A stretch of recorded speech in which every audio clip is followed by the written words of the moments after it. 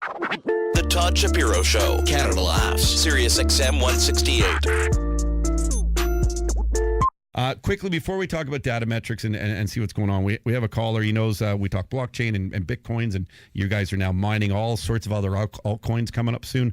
But is it Neil? It's Joe. Joe, how you doing, Joe? Good, man. How are you? Fantastic, man. Thanks for calling. No problem. So you were saying there was a house that went for sale in Bitcoin? No, today there's a condominium that went up for sale with, I think it was 800 square feet for 420,000 or 35 Bitcoin. Wow. Awesome. And that just tries to get away, I think, from the foreign buyers with the money as far as the Bitcoin's concerned. They can actually entertain that now. Oh, that's interesting because there's a foreign buyer's tax. So there's a lot of people who were buying condos that now we're sort of we're not able to. So maybe this is a way to get around that. That's really and which is what decentralizing money is really doing, right, Jeff? Yeah, for sure. I think in that case, it likely has more to do with the registration of the ownership and stuff, and how they would do the foreign buyer's tax. But as we open up cryptocurrencies, Bitcoin or others, for more everyday retail purchases, that's when it gets mainstream and we start to see it happening more. It's not just Todd buying a Kentucky Fried Chicken. No. Yeah, they did that, Martha. They do that. They did a special where you could buy buckets for Bitcoins. That's why they don't have any more chicken. Did you hear that? Yeah, one? I did. Yeah, in the chickens UK and in Ireland, yeah, too many people are buying with Bitcoin the chickens, or too many people are eating eggs. Who knows? That's a good point. Joe, do you dabble at all? I'm very interested in it. I haven't dabbled. I've threw out some lines to people that do dabble, and I've just been told it's not an investment tool, but as the days go by, I see that it is kind of getting that way. So no, I haven't dabbled yet. Yeah, I think you're pretty similar to a lot of the market out there. Everyone's aware of it, they hear of it, but getting involved in it. I was talking with your intern earlier before coming on the air, and I haven't even done that yet. Okay, you mentioned that. Yeah. Thank you for talking to me. But I think most people right now, they're looking at it and saying, okay, how do we get exposure to it? Because it's not as easy as just opening an account and buying it. There's web wallets, and then you're using your credit card and you're putting it to a company that you have no knowledge of where they exist, or they're in a country that's got tax havens, and it's kind of scary right now, especially if you're putting a serious amount of capital into it. So I think for the masses, you're pretty much in line with most people, Joe. And as it becomes more regulated and people understand it more, then I think we'll start to see that open up. And especially when it comes into the stock market, companies like ourselves, Datametrex with Ronin, giving exposure to that asset class without having to actually physically purchase it. Mm-hmm. I'm willing to dabble my feet when it happens.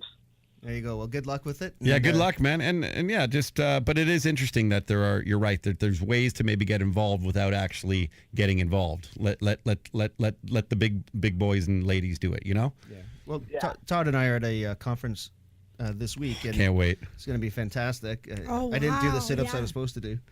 But when you look at the companies that are presenting there's a tremendous amount of opportunity in the Canadian markets, especially to give exposure to people who want to have some access and exposure to that new currency, whether it's Bitcoin or the altcoins, and get some exposure that way, but feel comfortable because you understand stock markets, you know how TSXV and CSE companies are traded and the reporting issuers, so there's a little more comfort on that side, I think. Mm-hmm. Well, thanks, Joe. Good luck, man, and do your due diligence, and just be safe, right? Yep. Thank you very much for taking my call. Cheers, man. No, of course. Thanks for the support of the program. So let's quickly talk about that conference actually, and then we'll catch up with some Datametrex news. So, Martha, we're going to. I was telling you earlier, we're going to Bahamas. I know, and you know that pirates are not going to come and rob you because there is nothing to rob. Because it's not like in the time where you have all that coinage that pirates would attack you. Do you know there's cyber pirates? But it's funny. There's cyber pirates. I am already terrified. I don't have one Bitcoin to my name, but I'm already terrified of the hackers. Yeah. You want to put it louder, the headphones? Okay. It's better. I was going to say it's interesting about the movement of the money that you mentioned, like traveling now. because you can only travel, Jeff, you know this better than I guess, but like, what is it, like $10,000 cash at the most or something, like between borders? Yeah, that hasn't been a problem for me, but that's a Yeah, that has never been. Oh, a damn. problem. I can't carry my $1 million. But, for those who want to do it, you can go, I mean, it's an interesting way with your wallet, your Bitcoin wallet. There is a way that's sort of not monitored as much to actually bring money over nowadays.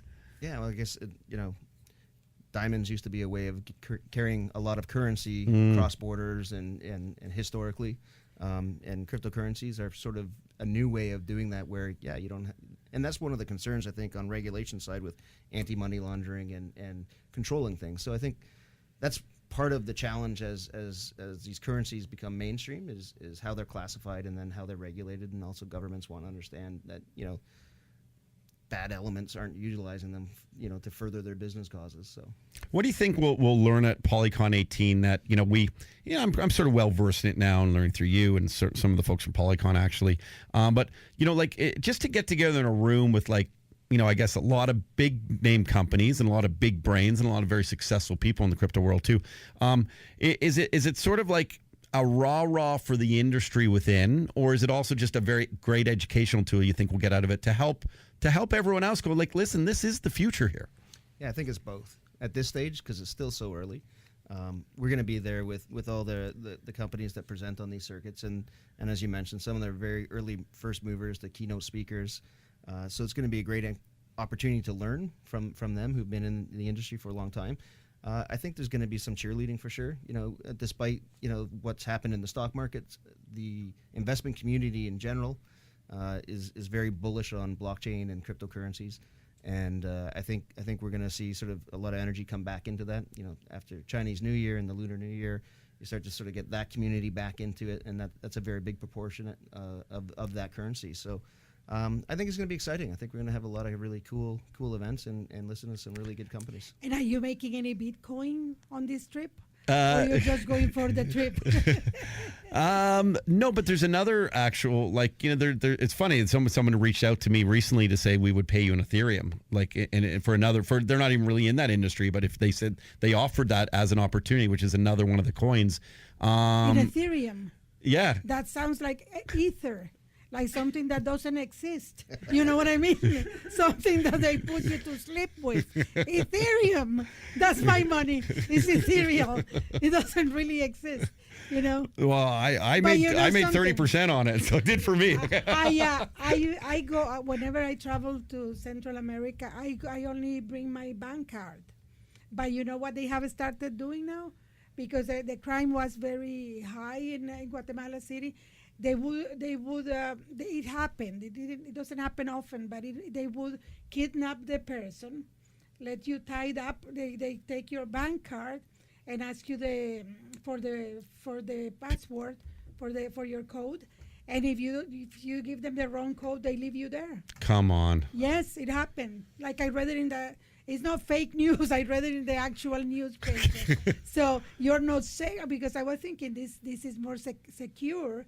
The Bitcoin, because you don't have physical money for you to be robbed in places, but they will find a way probably, or hackers. No, but I mean, I think that stuff's been, there's a little bit of risk, but I think that the purpose of it, Jeff, and this is why you guys are going to be mining through Datametrex, all these different altcoins, is that there will, once people are more accepting of it and understand it a little bit better, is that you don't have to travel with bank fees and a bank card and then go and put it in and them charge you like $11 for that transaction all of a sudden. There is so much good to it, and that's why I'm so behind it all, for those reasons alone. They won't charge you for the transaction? It's just your money? Small. It's peer-to-peer. Yeah. Oh, wow. It's peer-to-peer. And if you think about, there's so much of the population that's unbanked. So this is a great opportunity for that part of the world. Everyone has a cell phone, but not everyone has a bank account. And, by being able to use that as an exchange of currency on their phones really opens up an opportunity for a part of the segment of the world that didn't have that before. Wow. It makes perfect sense, right? Yeah. What's going on with Datametrex? There's you guys are expanding so much. You guys are just, it's an unbelievable forward. Actually, the whole industry, that's what I want to get at with Polycon and stuff. There's a lot of positive energy in this industry. And I know that business isn't built only on positive energy, but it's nice to see people adapt so quickly, companies like yourselves, and taking, some risks, but also calculated ones, and just growing the business model. And that's one thing I noticed with the whole industry. It's always people moving forward, not kind of like an old dinosaur that would like board meeting after board meeting after board meeting, and nothing gets done after 2 years. And that's what I love about when I watch your company move at Datametrex. So what's going on this week is what I'm getting at. No, listen, it is exciting. We don't sit back and rest, really. We sort of keep going. We've got a lot of balls in the air, and our focus right now, Nexology is up and running, and that's going great. Claude with his artificial intelligence solutions. Graph blockchain, we're in the process of taking that public. So we're working on that right now and getting that going. And then Ronin, we just announced today, we had a huge press release announcement today that we're doing a private placement directly into Ronin, so not through Datametrex. And then we're looking at taking Ronin public as a standalone company. So we purchased Ronin January 12th. I think January 16th is when we announced the closing of the deal. And that was for $10 million. And we're doing this private placement now. We're raising $4 million at 45 cents with a warrant at 60 cents. And that will give us a pre-money valuation of $36 million. So we've increased the value of Ronin for our shareholders. We'll be giving up 10% equity ownership. So Datametrex will own 90% instead of 100%. But it now gives us the opportunity to raise the money in Ronin because mining cryptocurrencies, just like mining rocks, is very capital intensive. And we felt in order to do that properly and to be able to take advantage of the relationship with GoSun and the access to 100 megawatts, we wanted to move very quickly and scale up quickly. And to do that in Datametrex would be too dilutive. So we think this is the right way. 100 megawatts. Put that in perspective for Martha Chavez about the mining abilities where you mine actual altcoins or not in their case, but Bitcoins on the grandiose nature of basically what you guys are doing and potentially will be doing. Yeah, it's hard to explain. It's hard to put that into sort of numbers, really. I think 1 megawatt powers, 60,000 homes. So, with 100 megawatt capacity, it's like we're powering a small city, and instead we're generating currencies for that. So, wow. That and then to get all these mining rigs in there and stuff. Is that stuff you could just go and could I just go to Best Buy and get that stuff? How does that work? Not yet. No. Not yet. No, so that's again what's key with this relationship with GoSun, specifically in our location in Mongolia where we'll have our first operations. We piggyback on their procurement. So they own 90 plus data centers throughout China and Mongolia. They're ordering machines every year, millions of dollars. So when they call up, NVIDIA or AMD or whomever, and they put their orders in, they get them quickly, as opposed to, a public company, Datametrex in Toronto, calling up and saying, hey, we're a public company and we need some rigs. So we have a great opportunity with that relationship where we can, piggyback on their existing infrastructure. It's like me at the beer store. I can expedite the line. No, megawatts, whatever. Whenever he comes, I'm gonna have to understand it. Right, but it's fun to. Yeah. Listen, it's not an easy. The lingo of a lot of industries are tough, and this one is. Once you get over, I think the lingo, you realize, wow, this is where the world's headed. We say it week after week after week, and coins are surviving. They're not just going to go away. And people, I think, need to start to grasp that a little bit longer. Yeah. That's what's happened. You got it? Yeah, I got it. Yeah, we'll do a comedian coin. Can we do a comedian coin? No. What I was going to say, it was about time. Coins are heavy. But it's great when you find a bunch of toonies in your pockets because you can get $30. You get your CBD, your fix. You know what I mean? Right away. But, I just like when I don't have coins in my pocket anymore because when I come home too late, I'm not waking anyone up. So it's nice. Exactly. Sneak in at 2 a.m. You know what I mean? That's why you want. And then when you pass by the homeless Bohemian and they ask you have any change, you really don't have any change. This is going to affect the poor. How is it going to affect poor people, let's say, underdeveloped countries and stuff? It's going to help them. Well, it's going to help them for sure in that respect. Yeah. Because, right now, if you don't have a bank account, you likely don't have a credit card, and if that's the case, then you're eliminating the ability to do anything online. And so by being able to use an alternative currency, that opens up a whole new world for that segment. So it's pretty exciting in that respect. Oh, Yep. okay. Back As to the long as it coins. helps. You know, my 14-year-old, I have no coins because my 14-year-old takes every toonie that comes in the house. Yeah. Now they won't be able to take anything. Yes. Unless they get your address or your wallet, there'll be ways that we'll be paying our allowance to our children in altcoins for sure. Your wallet or your life is going to completely don't have any meaning at that point.